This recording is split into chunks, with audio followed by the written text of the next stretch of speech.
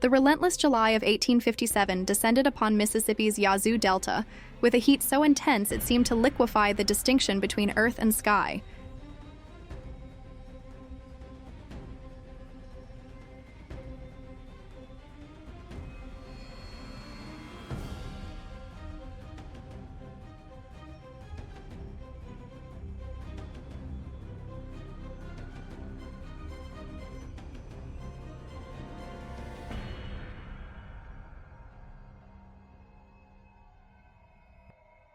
Humidity rising from the swamps and bayous that characterized this region of extraordinary cotton fertility to create an atmosphere that made the simplest breath feel like labor.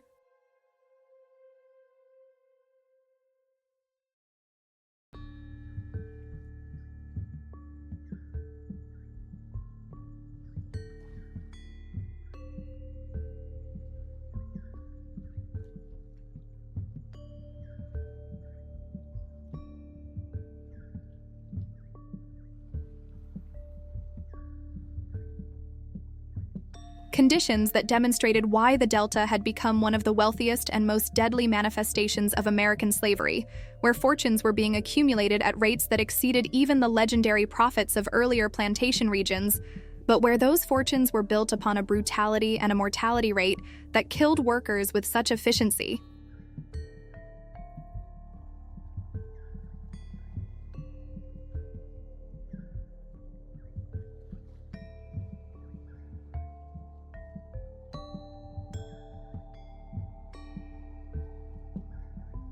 That the region's enslaved population could only be sustained through continuous importation from older slave states, where economic pressures were forcing sales that fed the Deep South's apparently limitless appetite for human labor.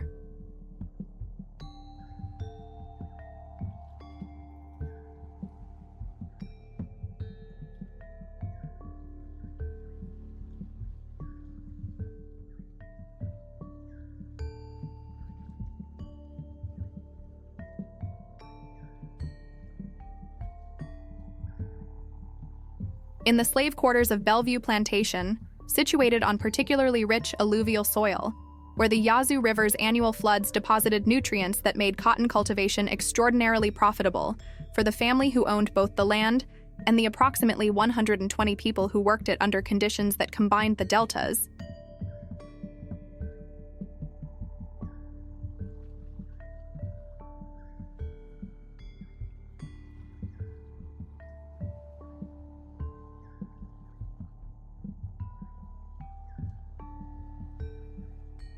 Deadly disease environment with labor demands so intensive that survival beyond a few years was itself an achievement suggesting either exceptional constitution or extraordinary fortune.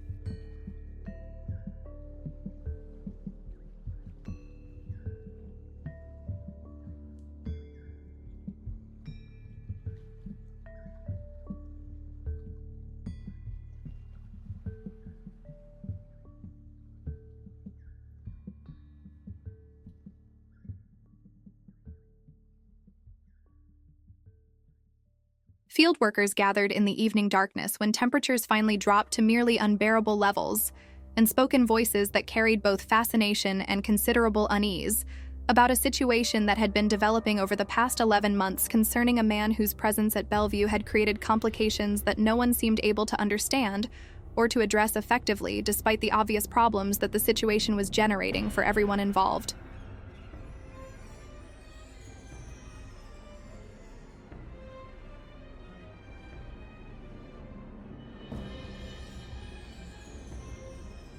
According to accounts that were preserved with remarkable consistency in oral histories maintained by descendants of enslaved people who had witnessed events directly and who recognized that what they were observing represented something genuinely unusual that exposed uncomfortable aspects of how slavery actually operated beneath the surface of whatever ideological justifications defenders offered about the institution.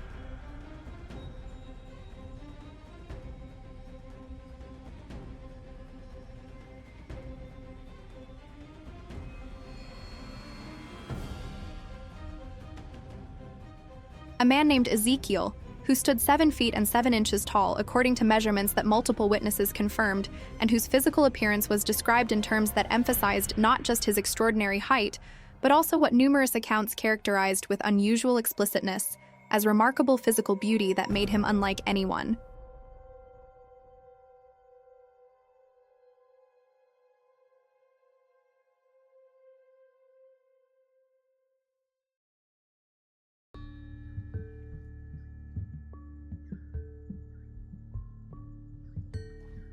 People had encountered in ways that went far beyond mere size to involve facial features and physical proportions, and an overall presence that created powerful reactions in virtually everyone who saw him, regardless of their race or gender or intentions.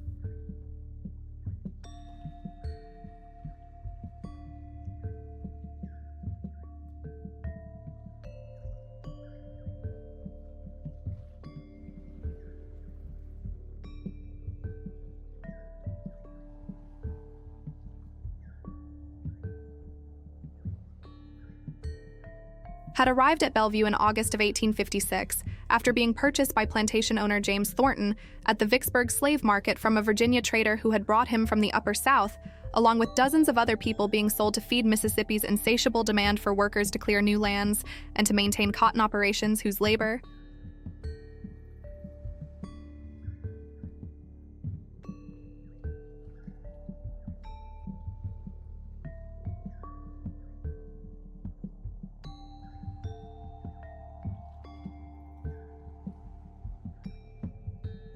requirements consumed human life with such systematic efficiency that constant replacement through the domestic slave trade was essential to sustaining production levels.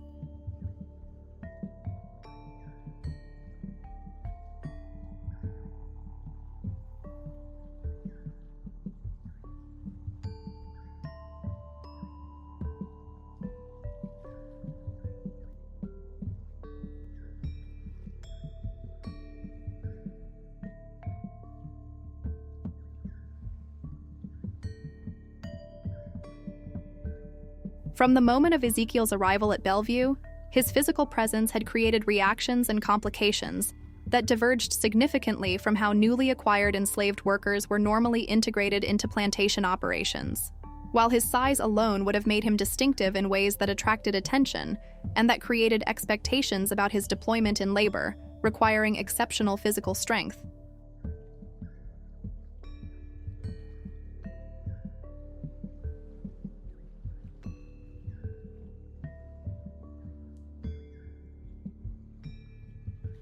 The combination of his height with physical appearance, that multiple observers described as extraordinarily handsome or beautiful, created a situation where attention to his presence became something other than simple recognition of unusual size or assessment of labor capabilities.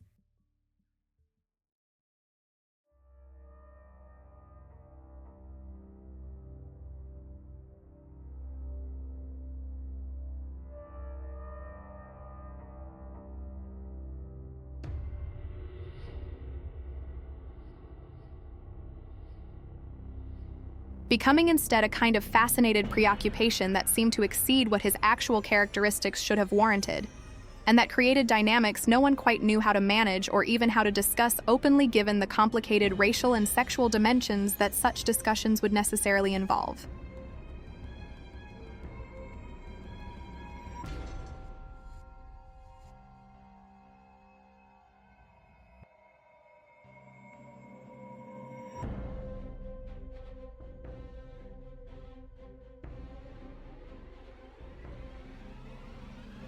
The complications manifested in various forms that accumulated over months to create an atmosphere at Bellevue that multiple accounts describe as increasingly tense and uncomfortable in ways that were difficult to articulate clearly, but that everyone involved recognized as problematic. White visitors to the plantation,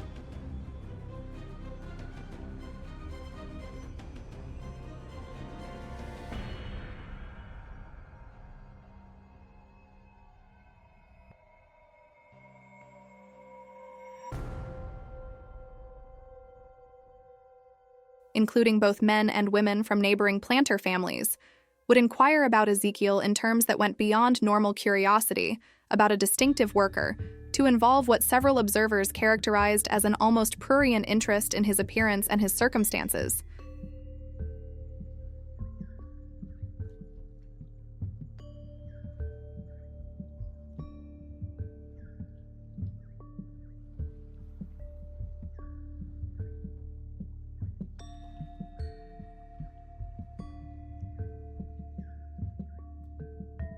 would request opportunities to observe him working, or would create pretexts to encounter him directly in ways that suggested motivations transcending simple curiosity about someone of unusual size.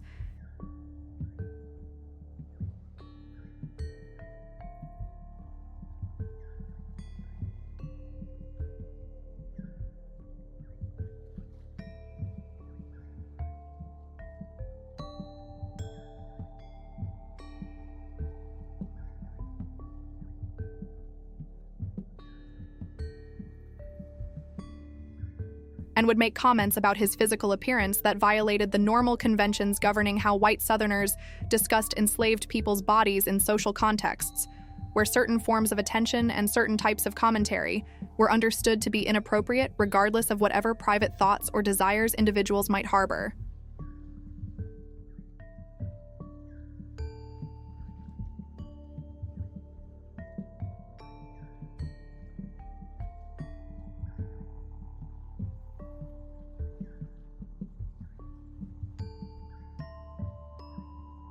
The white women who visited Belleview seemed particularly prone to behaviors that plantation mistress Sarah Thornton found increasingly troubling, and that she apparently complained about in letters to relatives where she described feeling uncomfortable about how certain female neighbors would engineer encounters with Ezekiel and would make comments about his appearance.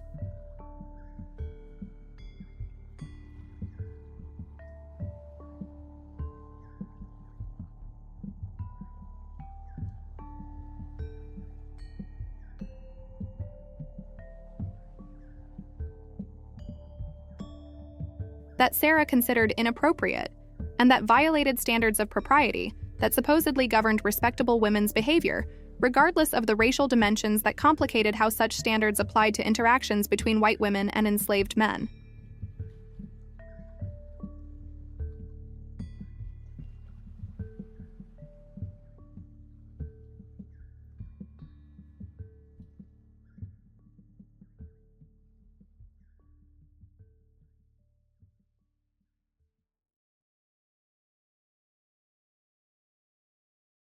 Several accounts preserved in oral traditions describe incidents where white women visiting Bellevue would insist on touring areas where Ezekiel was working, despite being told that field locations were not suitable for refined ladies in expensive dresses.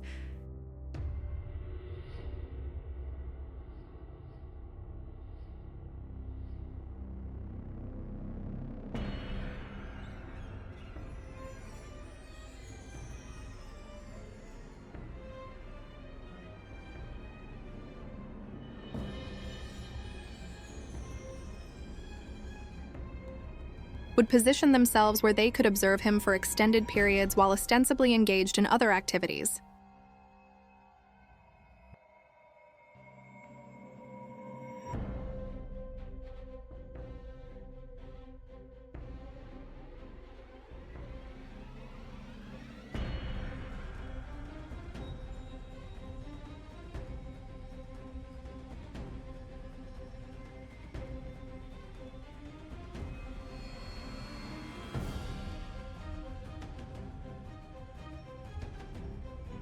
And would make remarks about his physical appearance that ranged from supposedly innocent observations about his extraordinary height to more explicit comments about his facial features and his physique that crossed boundaries about what could be appropriately discussed in mixed company.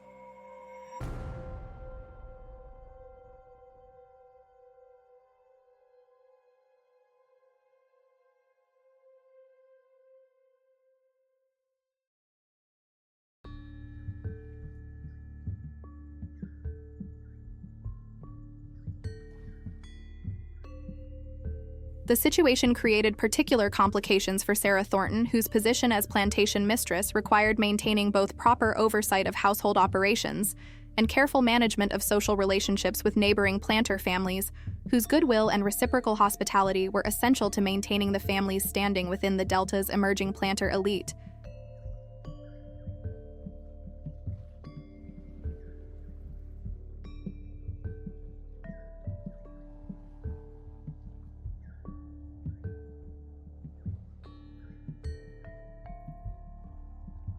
But who found herself increasingly uncomfortable with the attention that Ezekiel attracted,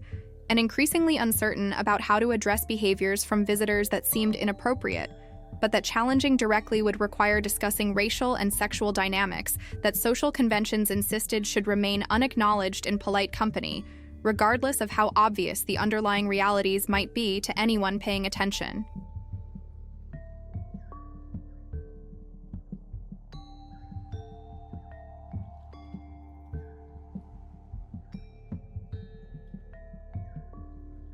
Her discomfort apparently manifested in various attempts to limit Ezekiel's visibility during social occasions. She would instruct overseers to assign him to work in more remote sections of the plantation when visitors were expected.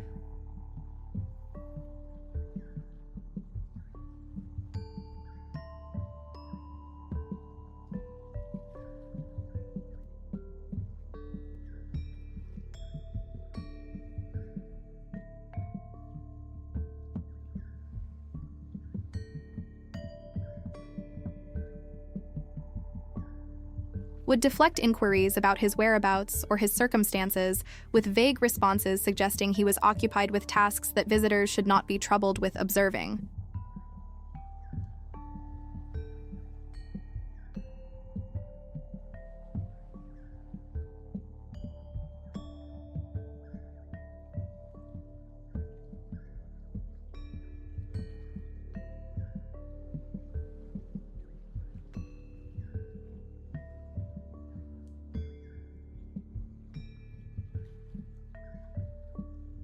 And would attempt to redirect conversations when discussions about him began taking directions she considered inappropriate.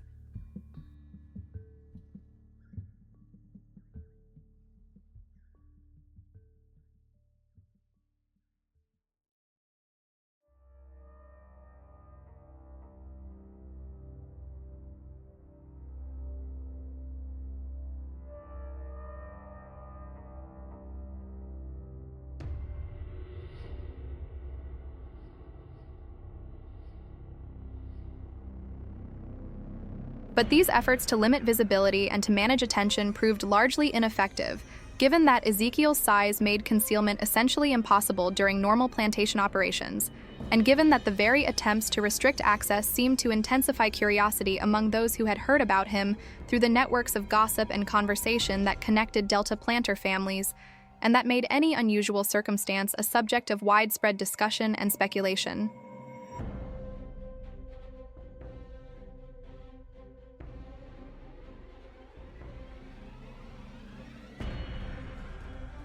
The situation was further complicated by James Thornton's own attitudes toward Ezekiel, attitudes that Sarah apparently found troubling in ways that she expressed only obliquely in correspondence, but that oral traditions preserved among enslaved people at Belleview described more directly as involving a kind of possessive pride about owning someone so physically distinctive combined with evident.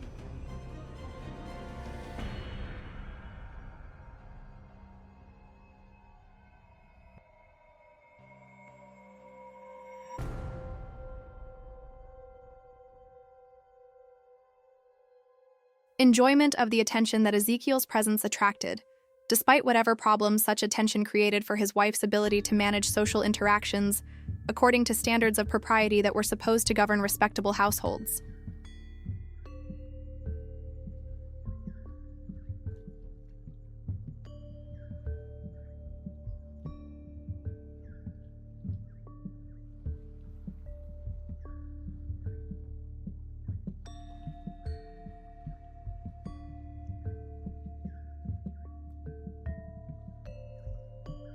Multiple accounts describe how James would bring visitors to observe Ezekiel working, would encourage them to comment on his size and his appearance.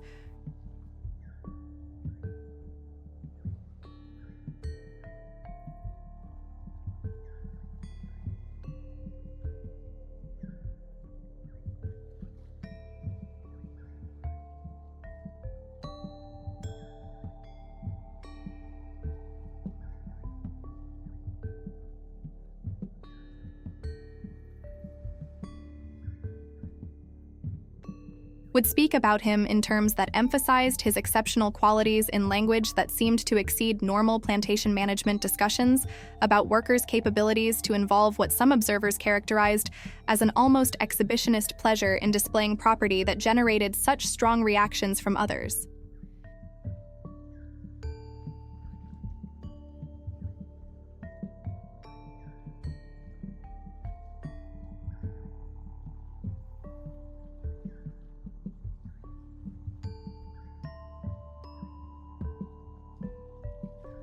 The behavior created tensions in James and Sarah's marriage that multiple people observed.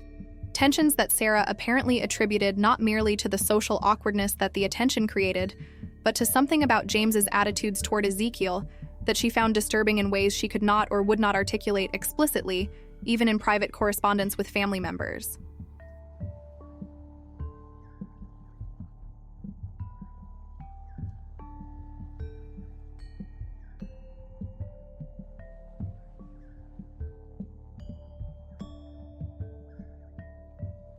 The situation also created complications within Bellevue's enslaved community, as Ezekiel's distinctive presence and the extraordinary attention he attracted from white visitors created dynamics that affected everyone's circumstances in various ways. The unusual interest that whites showed in him created opportunities for observation of interactions and relationships that normally would have remained invisible to enslaved people's scrutiny.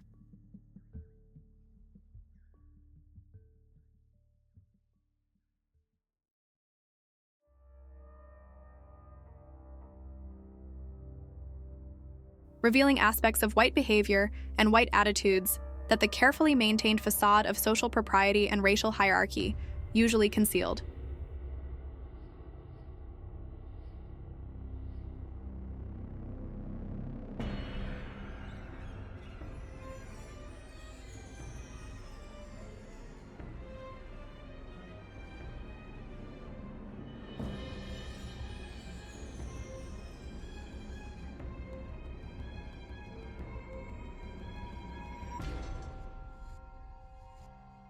While simultaneously creating pressures and dangers for Ezekiel himself, who found himself the object of attention that he could neither control nor escape, and that placed him in situations where any response or any perceived failure to respond appropriately could have catastrophic consequences, given slavery's absolute prohibition on any hint of sexual.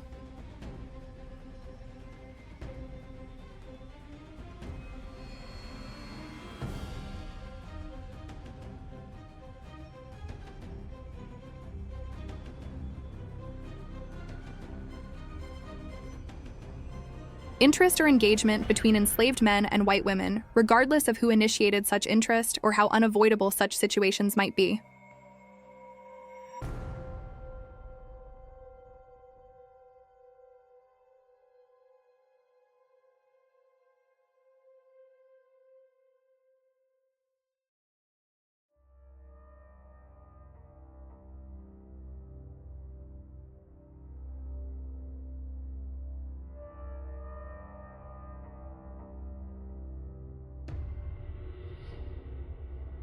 The accounts preserved in oral traditions describe Ezekiel as maintaining a careful and disciplined reserve in all interactions involving white people.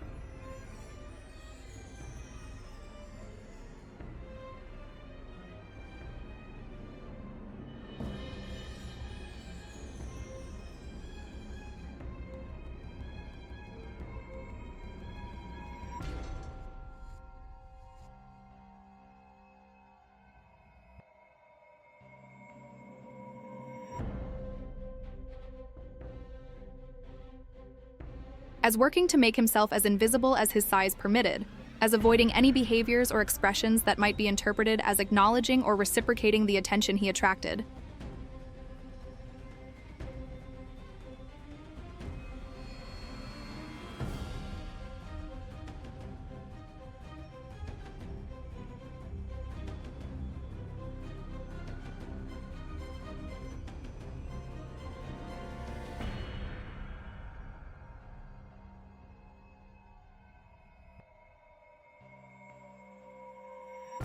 And as living with constant awareness that his physical presence created dangers that could destroy him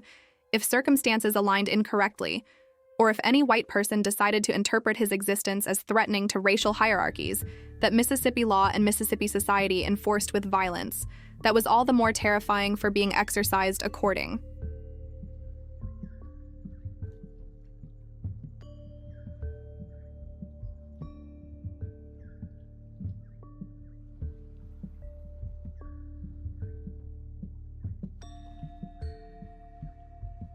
To subjective judgments about black behavior that gave whites essentially unlimited discretion to define what constituted insolence or presumption. or any of the countless other offenses that could justify punishment ranging from whipping to mutilation to death.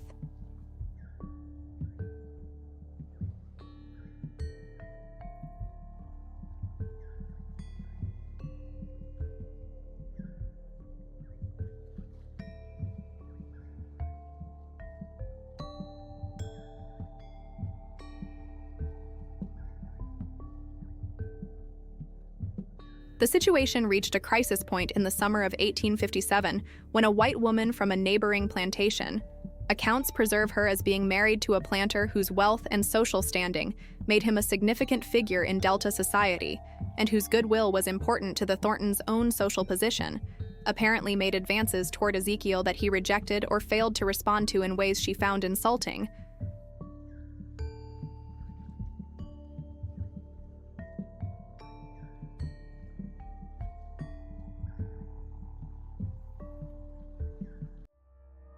Creating a situation that threatened to become catastrophic when she returned to her own home and told her husband that Ezekiel had been insolent or disrespectful in ways that violated every principle about how enslaved men were supposed to interact with white women.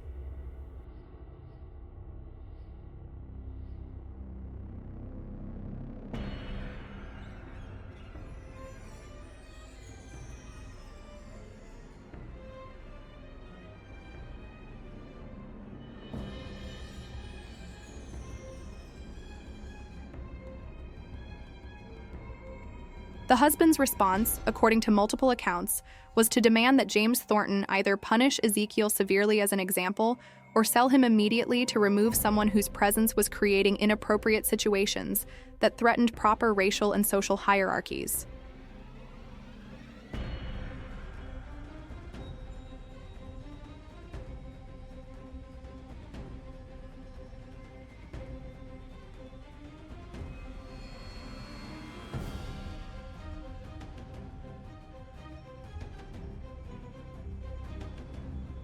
James found himself confronting a dilemma that exposed the fundamental contradictions in his own attitudes and behaviors. Punishing Ezekiel severely for circumstances that James himself had helped create through his exhibitionist pleasure in displaying him to visitors seemed unjust even by slavery's minimal standards.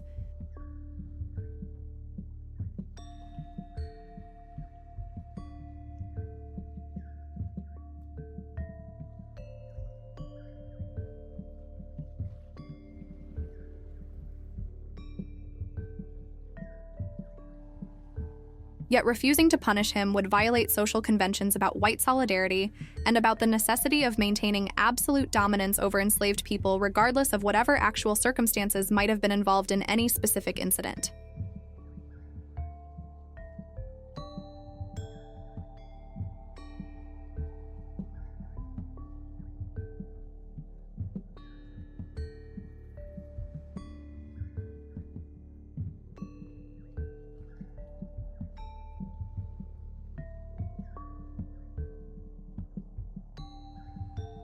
Selling Ezekiel would resolve the immediate crisis, but would require abandoning property that James valued both for its labor capabilities and for the attention it attracted.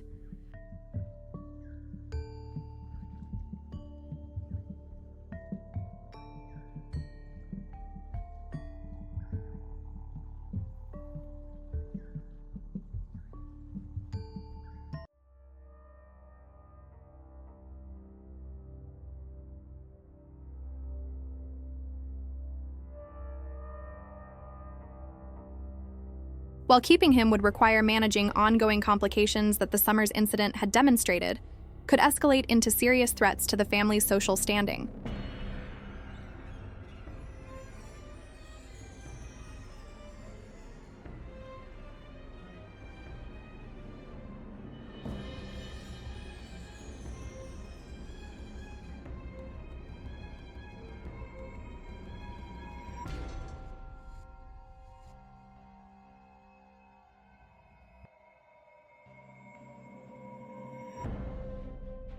The resolution that James apparently arrived at after consultations with Sarah, and possibly with other planters whose advice he sought, involved a decision to sell Ezekiel, but to do so in ways that would accomplish multiple purposes simultaneously, removing him from Mississippi Delta circumstances where his presence had proven so problematic.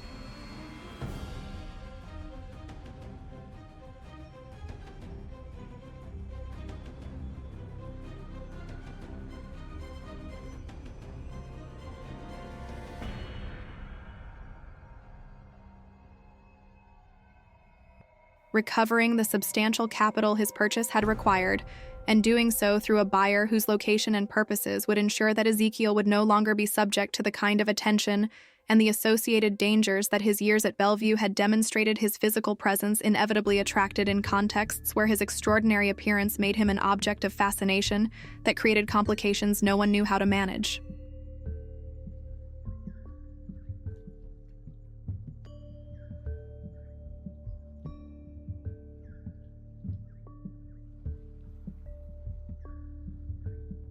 According to accounts that were preserved, though, with less clarity about details than earlier parts of the story,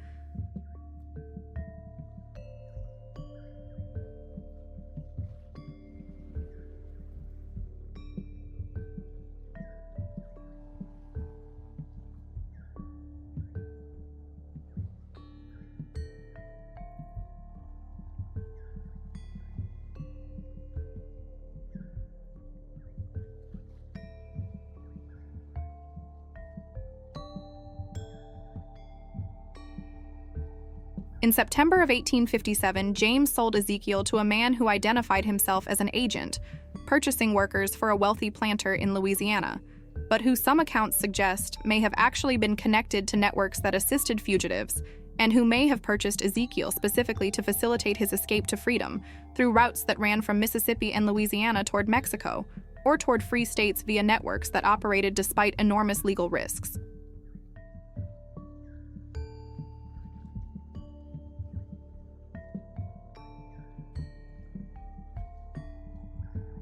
The ambiguity in accounts about what actually happened reflects both the general inadequacy of documentation about enslaved people's ultimate fates and the specific incentives that various parties would have had to maintain silence about circumstances that might have involved illegal assistance to fugitives, or that might have exposed people to prosecution if their roles became known to authorities.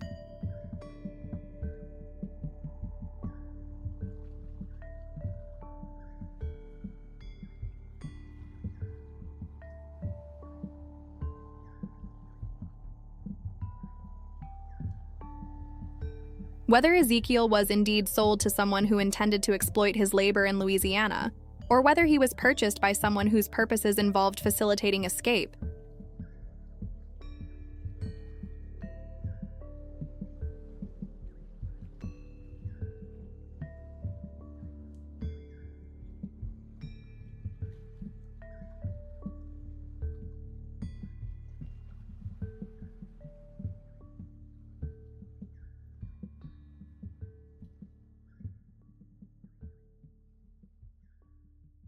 or whether circumstances involved some combination or variation that available evidence cannot clarify,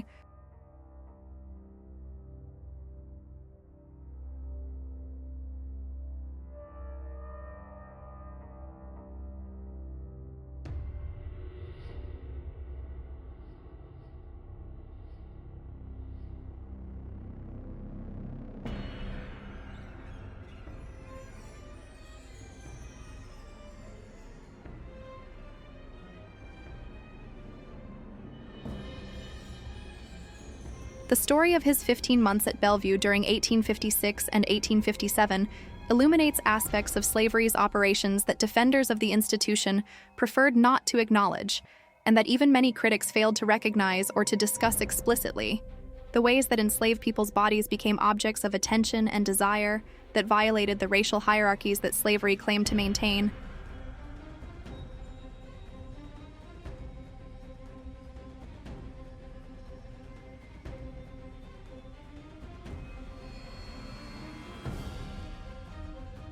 The complications that arose when white women's behaviors revealed attractions and interests that white supremacist ideology insisted were impossible or unthinkable.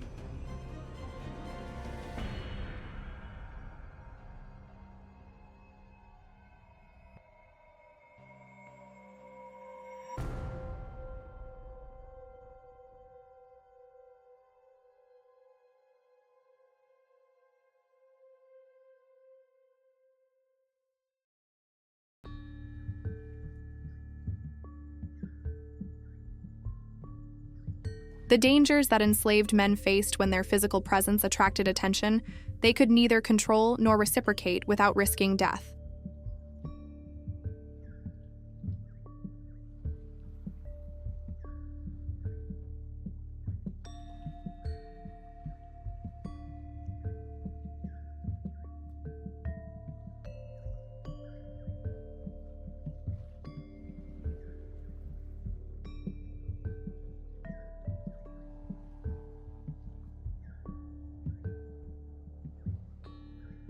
and the fundamental hypocrisy of a system that claimed to protect white women's purity, while creating circumstances where their actual behaviors revealed desires that official ideologies denied could exist.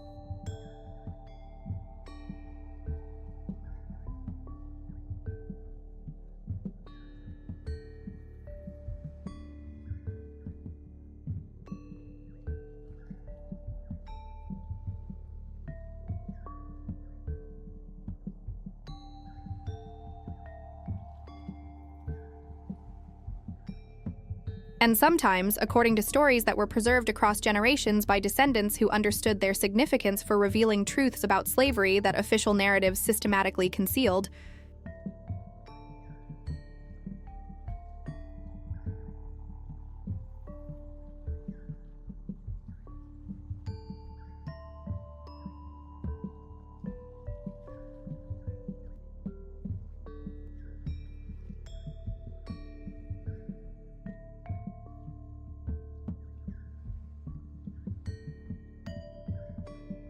the institution involved not just the systematic economic exploitation and brutal violence that characterized its normal operations, but also complicated dynamics of desire and danger and forbidden attention that created situations where enslaved people's very physical presence became threatening to the racial hierarchies that slavery claimed to maintain.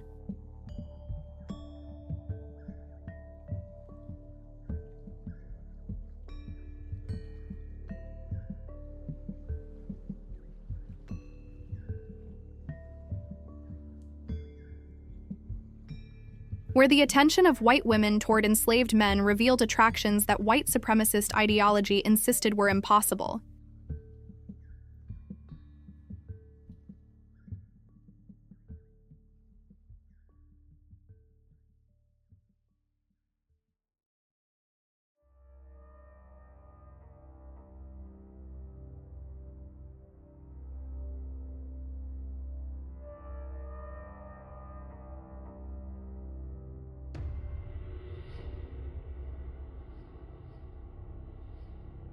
Where the men who attracted such attention lived with constant awareness that circumstances beyond their control created dangers that could destroy them if any white person chose to interpret their existence as violating boundaries that no amount of careful behavior could prevent them from being accused of transgressing.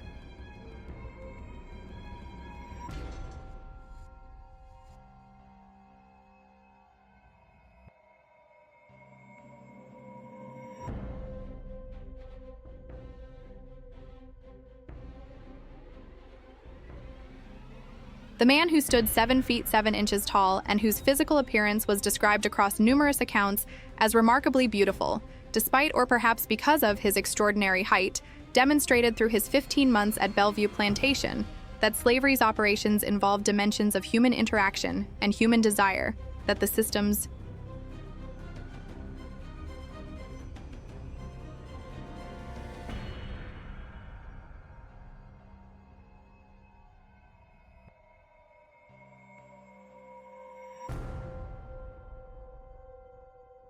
ideological justifications could not acknowledge without undermining claims about racial differences and natural hierarchies that defenders insisted made the institution morally legitimate and socially necessary.